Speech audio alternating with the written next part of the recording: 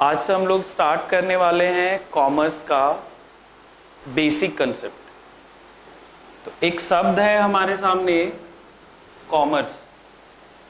10th के बाद अगर कोई स्टूडेंट 11th में आता है तो उन लोगों के पास ऑप्शन होता है 3। एक तो वो कॉमर्स ले सकता है, एक तो वो साइंस ले सकता है और एक वो आर्ट्स ले सकता है।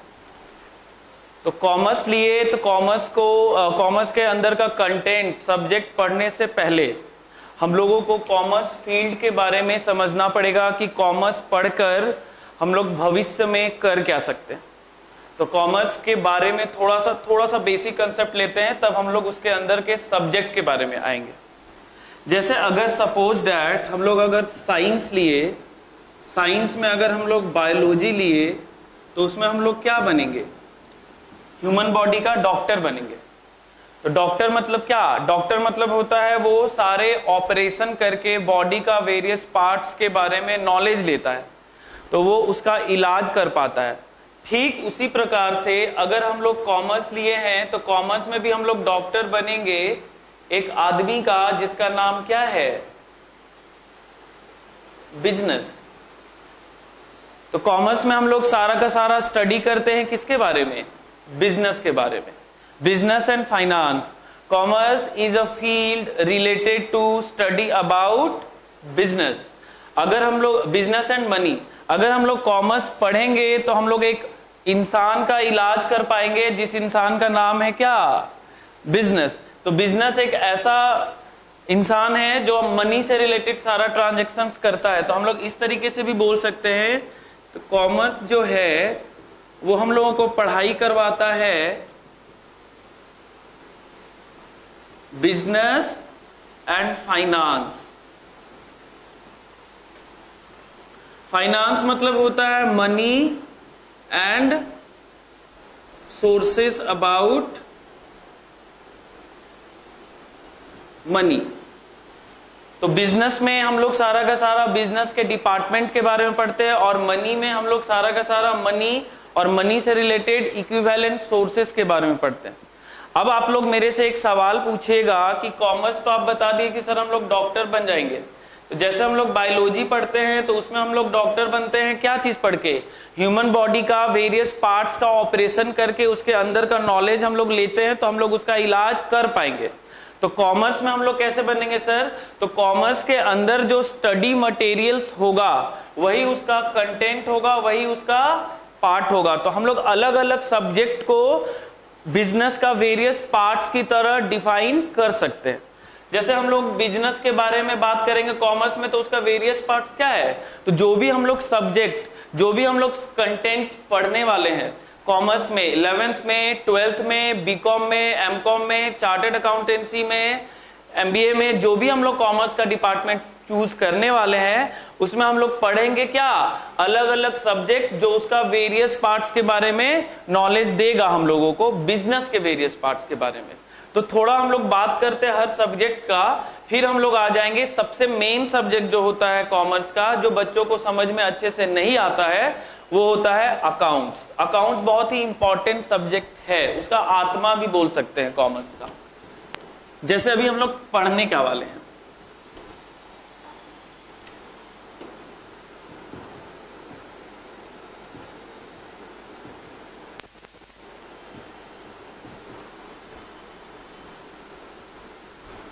स्टडी मटेरियल क्या क्या होगा कॉमर्स में?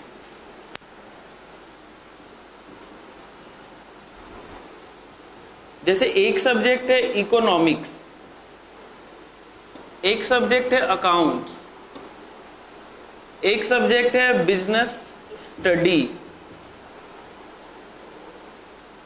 एक सब्जेक्ट है मनी एंड बैंकिंग,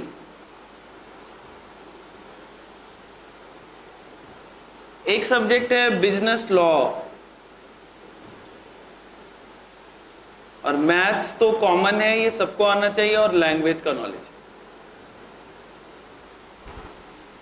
अब एक हम लोग को बेसिकली बात करना है किसके बारे में? कॉमर्स के एक इंपॉर्टेंट सब्जेक्ट अकाउंट्स के बारे में। लेकिन अभी हम लोग फिलहाल थोड़ा बात कर लेते हैं हर सब्जेक्ट के बारे में, ताकि हम लोगों को पता चल जाए कि एक्चुअली में कॉमर्स में हम लोगों को पढ़ना क्या है। तो एक सब्जेक्ट है इकोनॉमिक्स, जिसको हम लोग बोलते हैं हिंदी में अर्थशास्त्र। ये हम लोगों को क्या पढ़ाता है, जो भी मनी होता है, जैसे 1000 रुपीज है। इकोनॉमिक्स एक ऐसा सब्जेक्ट है जो हम लोगों को पैसों को सही तरीके से इस्तेमाल करना सिखाता है।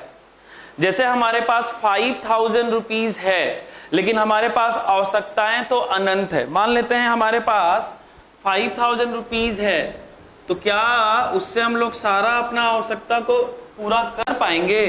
जैसे हम लोगों को खाना भी खाना है, सिनेमा भी देखने जाना है, बुक्स भी खरीदना है, और भी बहुत सारा काम है। तो क्या हमारे पास जो अमाउंट है उससे हम लोग अपना सारा आवश्यकताओं, सारे वांट, सारे नीड्स को पूरा कर पाएंगे? तो नहीं कर पाएंगे। तो सर इसमें इकोनॉमिक्स कहाँ आया, अर्थशास्त्र क्या आया? तो आप लोगों को इकोनॉमिक्स सिखाता है कि how to use money for getting more satisfaction. हम लोगों के पास जो अमाउंट है उसको किस तरीके से इस्तेमाल करें कि ज्यादा से ज्यादा हम लोगों को संतुष्टि मिले। जैसे फॉर एग्जाम्पल अगर कॉमन सेंस का बात करें हम लोग, तो हमारे पास कितना रुपया है, 5000 रुपीज। उससे हम लोगों को बहुत तेज भूख लगा है, तो सिनेमा देखने तो नहीं जाएंगे, हम लोग कॉमन सेंस से उसका खाना खाने जाएंगे। लेकिन इकोनॉमिक्स बताता है कि आप पूरा का पूरा पैसा खाने में इस्तेमाल मत करिए, उससे आप थोड़ा सा खाने में इस्तेमाल करिए, फिर उसके बाद बुक्स खरीदिए, क्लोथ खरीदना है तो क्लोथ खरीदिए। मतलब पैसों को सही तरीके से इस्तेमाल करना हम लोगों को सिखाता है कौन, इकोनॉमिक्स। जैसे हमारे पास एक मुहावरा होता है हिंदी में कि जितना चादर है उतना ही पैर पसारना चाहिए। तो इकोनॉमिक्स भी हम लोगों का वही सिखाता है कि जितना आपके पास रिसोर्सेस है उसको आप कैसे सही तरीके से इस्तेमाल करेंगे ताकि आपको ज्यादा से ज्यादा क्या मिले, संतुष्टि मिले, आपको ज्यादा से ज्यादा उससे आपको क्या मिले, अमाउंट से ज्यादा रिजल्ट मिले। इसी का डीपली प्रिंसिपल के साथ, बेसिक कंसेप्ट के साथ इकोनॉमिक्स हम लोगों को पढ़ाया जाता है कई वर्षों तक। 11th में भी, 12th में भी, बीकॉम में भी, एमकॉम में भी। ये एक कॉमर्स का अभिन्न अंग है, इसको हटाया ही नहीं जा सकता है कॉमर्स से। तो उसका बात और डीपली किया जाता है, लेकिन फिलहाल अभी हम लोग कॉमर्स के बारे में बात कर रहे हैं, तो उसके सब्जेक्ट के बारे में बात करेंगे।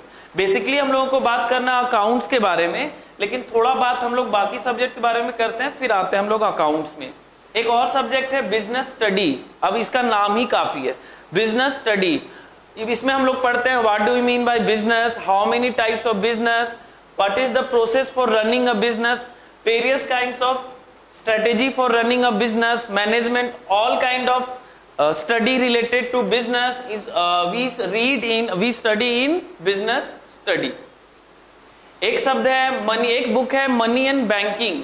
इसमें हम लोगों को सिखाता है कि पूरे वर्ल्ड में कितने टाइप का करेंसी चल रहा है, और बैंकिंग सिखाता है कौन कौन सा बैंक किस तरीके से काम करता है और कौन सा बैंक किस तरीके से इंटरेस्ट देता है। अगर हम लोगों को एक सक्सेसफुल बिजनेसमैन बनना है तो हम लोगों को हर टाइप के मनी के बारे में, हर टाइप के करेंसी के बारे में और हर टाइप के बैंकिंग फैसिलिटीज के बारे में जो बैंक्स प्रोवाइड करवाते हैं उसके बारे में हम लोगों को पढ़ना अत्यंत आवश्यक है, बहुत ही जरूरी है। तो वो सारा चीज हम लोगों को पढ़ाया जाता है मनी एंड बैंकिंग में। बिजनेस लॉ क्या है? बिजनेस लॉ, इंडियन गवर्नमेंट अलग अलग टाइप का बिजनेस को रन करने के लिए अलग अलग टाइप का लॉ बना रखी है। वो सारा लॉ, कौन कौन सा कानून है, किस कानून के तहत हम लोगों को बिजनेस करना है, वो हर चीज आपको पढ़ाया जाता है बिजनेस लॉ में। और मैथ और इंग्लिश ये सब तो कॉमन सब्जेक्ट है, आर्ट्स लिए हो चाहे साइंस लिए हो चाहे कॉमर्स लिए हो, हम लोग को कैलकुलेशन और सब्जेक्ट लैंग्वेज का नॉलेज होना ही चाहिए। ये हर चीज हम लोगों को पढ़ाया जाएगा एकदम डीप में कई वर्षों तक कॉमर्स में। तो इससे हम लोगों को क्या पता चल जाएगा कि बिजनेस कैसे चलता है, मनी का यूज कैसे किया जाता है, वो हर एक पहलू जो एक बिजनेसमैन को आना चाहिए, सक्सेसफुल बिजनेसमैन को। अब हम लोगों के सामने एक शब्द आया कि अकाउंट्स क्या होता है। एक बहुत ही इंपॉर्टेंट है जो बच्चों को बहुत परेशान करता है। बाकी सब्जेक्ट तो थ्योरेटिकल है, हल्का फुल्का कॉमन सेंस के साथ भी समझ में आता है, बट अकाउंट्स एक ऐसा सब्जेक्ट है जो बहुत ही परेशान करता है बच्चों को, तो उसका डीपली नॉलेज लेना बहुत ही जरूरी है। तो थोड़ा सा कॉमर्स में अकाउंट्स के बारे में भी बात करना है हम लोगों को।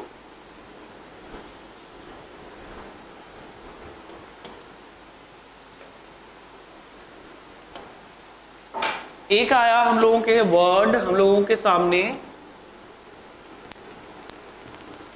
अकाउंटिंग। तो अकाउंटिंग का मतलब क्या होता है? अकाउंटिंग का मतलब होता है हम लोग जो भी बिजनेस करते हैं उस सारे बिजनेस को करने के लिए हम लोग जो भी पैसा इन्वेस्ट करते हैं, जो भी गुड्स खरीदते हैं, जो भी गुड्स बेचते हैं, जो भी ट्रांजैक्शन होता है, जो भी बिजनेस में लेन देन होता है, हर एक ट्रांजैक्शन को according to accounting rules and regulation, internationally acceptable rules and regulation के हिसाब से बिजनेस के सारे ट्रांजैक्शंस को रिकॉर्ड करना, अरेंज करना, क्लासिफाई करना एंड समराइज करना, सारा प्रोसेस को कंबाइन कर दिया जाता है, तो उसी को हम लोग क्या कहते हैं? अकाउंटिंग। अगर उसको लिखे शॉर्टकट में,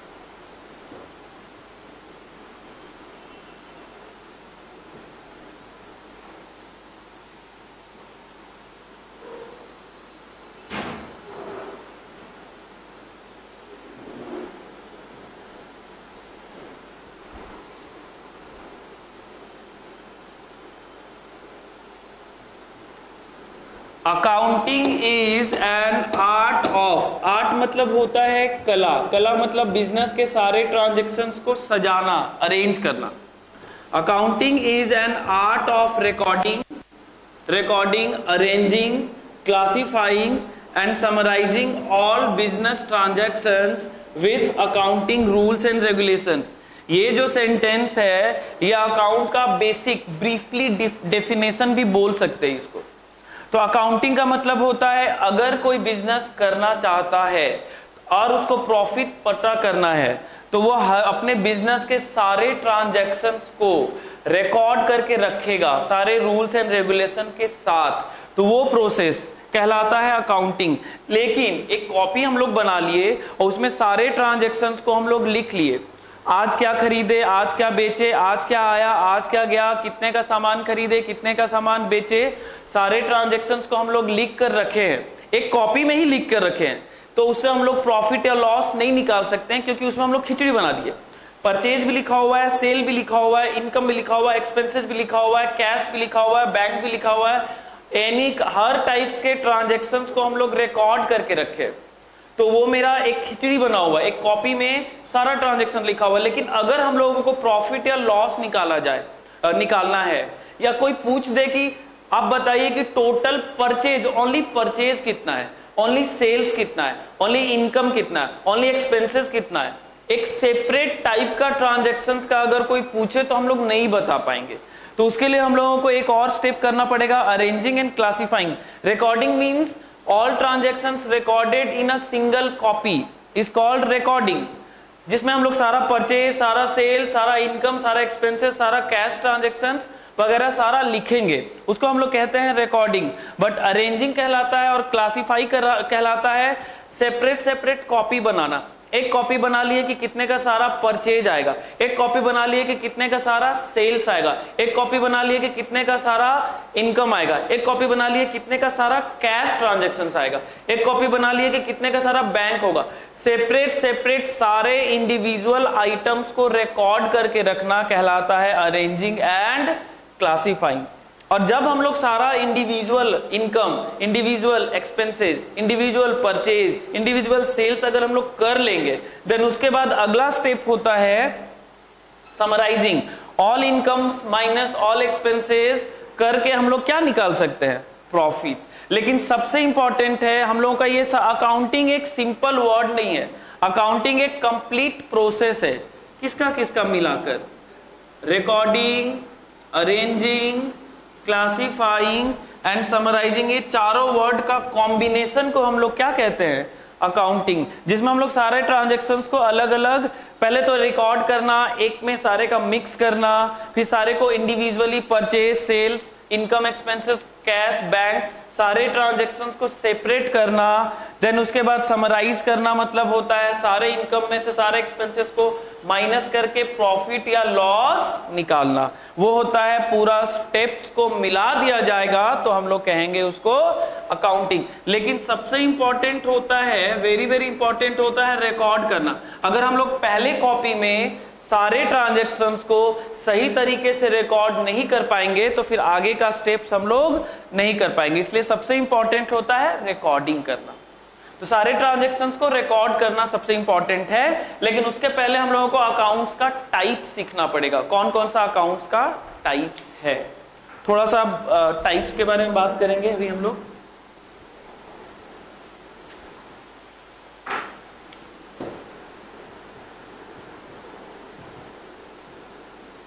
एक है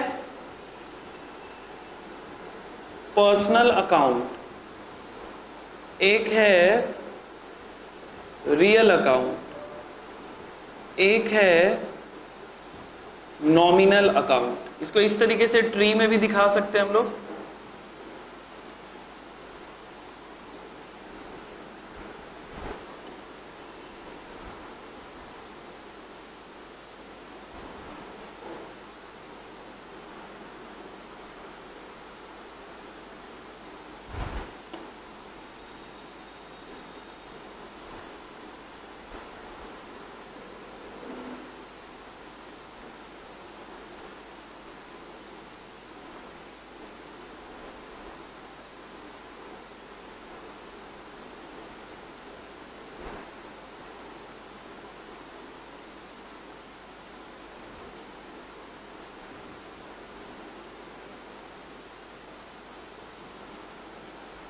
इम्पर्सनल में दो होगा, एक होगा रियल अकाउंट, एक होगा नॉमिनल अकाउंट। रियल में दो होगा, एक होता है टैंजिबल और एक होता है intangible.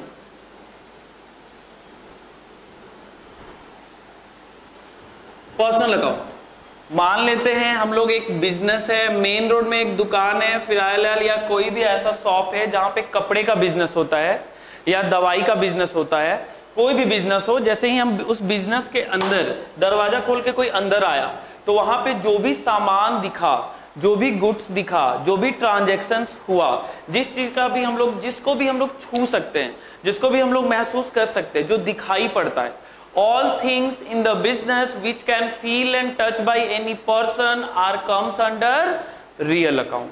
All those accounts which can feel and touch by any person are comes under real account. तो वो सारा अकाउंट जो बिजनेस के अंदर होता है, जो बिजनेस के अंदर हम लोग देख सकते हैं, जिसको हम लोग छू सकते हैं, जिसको हम लोग महसूस कर सकते हैं, all touchable things. Sometime exceptional case में होता है कि इनटैंजिबल भी होता है रियल अकाउंट, बट 99% केस में वो सारा चीज जो बिजनेस के अंदर दिखाई पड़ता है, जैसे कपड़े का दुकान है तो जो कपड़ा है, लाइट है, एसी है, फर्नीचर है, गुड्स है, all things in the business is called real account. And all person which are involve in the business are comes under personal account. Example of real account में आएगा furniture, machinery, cash and other things which can feel and touch by any person। और एक last है, अभी हम लोग बात किए रियल अकाउंट का मतलब, तो रियल अकाउंट वो अकाउंट होता है, मतलब वो सारे चीज रियल अकाउंट में आते हैं which can feel and touch by any person and realize and valuation in money। जैसे हमारे बिजनेस के अंदर जो भी प्रॉपर्टीज होगा, जो भी संपत्ति होगा, जो भी असेट्स होगा, जो भी फैन, लाइट, एसी, जो भी सामान, जो भी वस्तुएं बिजनेस में होती हैं, जिसको हम लोग छू सकते हैं, जिसको महसूस कर सकते हैं, वो सारा चीज तो रियल अकाउंट के कैटेगरी में आ गया। एक होता है पर्सनल अकाउंट। पर्सनल अकाउंट मतलब लोगों का नाम, राम, मोहन, अल्पाइन,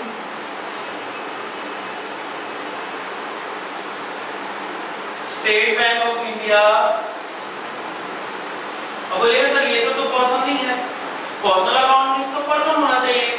जैसे राम, मोहन, ये लोग तो पर्सन है, तो इन लोगों का नाम तो पर्सनल अकाउंट आप ठीक लिखे, लेकिन अल्पाइन क्यों लिखे सर? तो अल्पाइन और स्टेट बैंक ऑफ इंडिया और LG, Samsung, Onida, BPL, any kind of company which have own personal identity, all are comes under personal account, but that's all companies names are comes under artificial personal account. Natural personal accounts mean human body, human man, human beings, all human beings, and brand names also comes under personal account, but natural personal accounting comes in human being, and artificial personal accounts and representative personal account में आता है companies का नाम, brand का name, bank का name, institute है जैसे हमारा अल्पाइन उसका नाम, company LG, Samsung, Onida, BPL, ये सारा कंपनीज का नाम जिसका एक अपना अलग पहचान होता है, जिसको एक अपना अलग आइडेंटिफिकेशन होता है, उन सारे चीज को हम लोग डालते हैं किसमें? रिप्रेजेंटेटिव पर्सनल या आर्टिफिशियल पर्सनल अकाउंट में। अब एक लास्ट वाला आ गया नॉमिनल अकाउंट। अब पूछेगा कोई सर ये नॉमिनल अकाउंट क्या है? तो नॉमिनल अकाउंट आता है वो सारा अकाउंट जो दिखाई नहीं पड़ता है, और those account which can not feel and touch by any person. For example salary, commission, profit, loss. Business में इन सब का नाम तो खूब आता है, रेंट, कमीशन, इलेक्ट्रिसिटी बिल, बिजली bill, telephone bill, all expenses and all incomes which cannot feel and touch by any person are comes under nominal account. For example, जैसे कि अभी हम तुरंत बताएं salary, commission, profit, loss, rent, commission etcetera. तो sir ये nominal account कैसे होगा? अभी तो हम जैसे इनसे सैलरी लिए, तो सैलरी तो दिख रहा है, हम इनका जॉब करती है, मेरे को सैलरी दी, सैलरी तो दिख रहा है। सैलरी क्या है? नोट, वो रियल अकाउंट है, जो कैश आया मेरे पास सैलरी के फॉर्म में, वो तो रियल अकाउंट हुआ। लेकिन जो नाम लिए सैलरी, सैलरी का कोई सेट है, कोई रूप रख है? नहीं। तो वो जो दिखाई नहीं पड़े, नाम जरूर लिया जाता है बिजनेस के अंदर, लेकिन जो दिखाई नहीं पड़ता है उसको हम लोग बोलते हैं क्या? Nominal account. जैसे salary, commission, rent, profit, loss, etc, ये सारा चीज बिजनेस के अंदर जिसका नाम होता है लेकिन वो दिखाई नहीं पड़ता है, उसको हम लोग क्या बोलते हैं? Nominal account. अगर हम कुल मिलाकर बात करें आज हम लोग क्या क्या सीखे, तो आज उसका हाइलाइट्स थोड़ा सा बात करें, उसका रिप्ले करें, तो पहला वर्ड हम लोग सीखे कि कॉमर्स क्या होता है, कॉमर्स क्यों पढ़ते हैं, कॉमर्स पढ़ के क्या कर सकते हैं, कॉमर्स में हम लोग क्या करते हैं वो सीखे। दूसरा, कॉमर्स के अंदर का जो स्टडी मटेरियल, जो सब्जेक्ट है, वो सब सब्जेक्ट क्यों पढ़ा जाता है, क्या होता है, उन सब सब्जेक्ट के बारे में सीखे। थर्ड हम लोग सीखे बहुत डीपली में, और भी बहुत सारा चीज इसमें होता है, लेकिन जो सबसे बेसिक कंसेप्ट होता है उसके बारे में सीखे। अकाउंट्स, अकाउंट्स क्या होता है, अकाउंट्स क्यों जरूरी होता है, अकाउंट्स कितने टाइप के होते हैं, जिसमें हम लोग सीखे क्या?